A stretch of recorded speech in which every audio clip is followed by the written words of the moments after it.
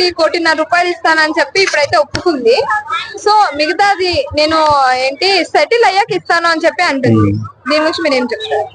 అంటే నేను ఇస్తే ఇస్తాను లేకపోతే లేదని చెప్పి పరోక్షంగా చెప్పినట్లు అన్నమాట. మాట నేను ఇస్తే ఇస్తాను లేకపోతే లేదు, నన్ను ప్రేమించినందుకు నువ్వు అనుభవించని.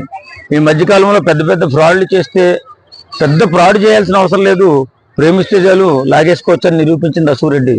ఇలాంటి పిచ్చి ఆలోచనలు చేయకుండా అన్యాయం అయిపోయినటువంటి అబ్బాయిని కాపాడుకోవాల్సిన బాధ్యత అందరి మీద ఉంది వాస్తవంగా. ఎందుకంటే ఇలా చేస్తుంటే అసూరెడ్డిని వెంబడించి అసూరెడ్డిని అనుసరించి రేపొద్దున చాలా మంది అబ్బాయిల జీవితాలు నాశనం చేసే అవకాశం ఉంది. కాబట్టి అమ్మాయి ఖచ్చితంగా కఠినంగా వసూలు చేయాలి అలాంటి దుర్మార్గురాలి పట్ల. ఎందుకంటే ప్రేమ పేరుతో అది ఎంత మోసం అంటే ద్రోహం. అది ప్రేమించాను పెళ్లి చేసుకుందామని చెప్తే అతనికి ఉన్నటువంటి సంపాదించినటువంటి అమౌంట్ మొత్తాన్ని 9.5 కోట్ల రూపాయలు లాగేసుకుందంటే ఎంత చాకచక్యంగా ఎలాంటి చోరీ చేసిందో ఒకసారి మనం ఆలోచించాలి. ఇప్పుడు తీసుకున్న మాట వాస్తవమే కానీ 1.5 కోటి ఇస్తాను, తర్వాత ఉన్న 8 కోట్లు తర్వాత ఎప్పుడో ఇస్తాను సెటిల్ అయ్యాక. సెటిల్ అవుతుందో పోతుందో ఎవరికి తెలుసు, అవన్నీ వద్దు. ఇప్పుడు సెటిల్మెంట్ చేసుకోవాల్సిన బాధ్యత అబ్బాయి మీద ఉంది, పోలీస్ డిపార్ట్మెంట్ మీద కూడా ఉంది. ఇలా మోసాలు చేయకూడదు. ఎందుకంటే సెలబ్రిటీ అయిన వాళ్ళు మోసం చేస్తే సామాన్యులు ఇంకెన్ని మోసాలకు ప్రయత్నం చేస్తారో ఒకసారి ఆలోచించాలా. కాబట్టి అసూరెడ్డిని మాత్రం వదిలిపెట్టవలసిన అవసరం లేదు. ఖచ్చితంగా ఆ కుర్రోడు ఎంతో కష్టపడి సంపాదించుకున్న సొమ్ము ఇలా అందాన్ని ఎరగేసి లాగేసుకున్నటువంటి ఎలాంటి వ్యక్తుల్ని పట్ల జాలి చూపించవలసిన అవసరం లేదు. ఖచ్చితంగా వసూలు చేసి తీరాల్సిందే.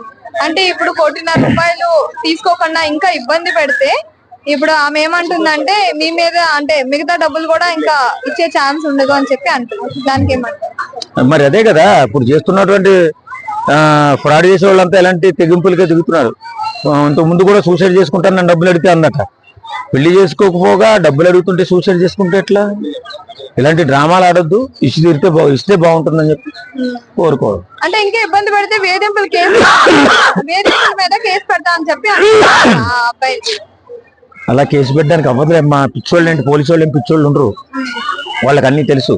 అంటే వాళ్ళ కుటుంబ సభ్యుల్ని ఇబ్బంది పెడుతున్నారు, వాళ్ళ అక్కలు లాగుతారు ఈ ఇష్యూలోకి అని చెప్పేసి ఆమె అంటుంది. అవన్నీ అనవసరం, ఏదో గోలంతా ఎందుకు. నీవు ఏదైతే అమౌంట్ తీసుకున్నావో నీ దగ్గర ఉన్నటువంటి 9 కేజీలు బంగారం ఏదో ఉంది, అవన్నీ ఆయనకి ఇచ్చేస్తే ఆయన సరిపెట్టుకుంటాడు డబ్బులు. అంతేగాని ఏదో నాటకాలు ఏదో డ్రామాలు ఎందుకు? మోసం చేసినప్పుడు తెలియదు అనేది. ఆ అబ్బాయి మన అనుకున్న చేత కదా ఆయన డబ్బులు ఇచ్చాడు, నా అనుకున్న చేత కదా అంత అమౌంట్ ఇచ్చి ఆమెను ఆదుకోవాలని ప్రయత్నం చేశాడు. తీరా డబ్బులన్నీ తీసుకున్న తర్వాత పెళ్లి చేసుకోను నీకు దిక్కునోడు చెప్పుకుంటే ఎవడైనా మరి రిటర్న్ డబ్బులు ఇచ్చేవలసిందే. ఇప్పుడు 9,35,00,000 తీసుకుని మోసం చేస్తుంది కదా, సో ఇలాంటి వాళ్ళకి ఎలాంటి శిక్ష పడాలంటారు? ఖచ్చితంగా జీవితంలో అలాంటి వాళ్ళు ఇలాంటి తప్పులు చేయకుండా ఎవరు మోసపోకుండా కఠినమైన శిక్షలే విధించాలి వీళ్ళకి. ఇప్పుడు ఒక మనిషి ఇంత నమ్మించి నమ్మక ద్రోహాన్ని, మామూలు నమ్మక ద్రోహం కాదు ఇది, నమ్మక ద్రోహం. ఇప్పుడు అంత మోసం చేసిన వ్యక్తి ఇంకా ఎన్ని డ్రామాలు ఆడుతుంది. కాబట్టి పోలీసు వారు ఊరుకోకూడదు, డబ్బులన్నీ వసూలు చేసి వాళ్ళకి ఇస్తే బాగుంటుంది.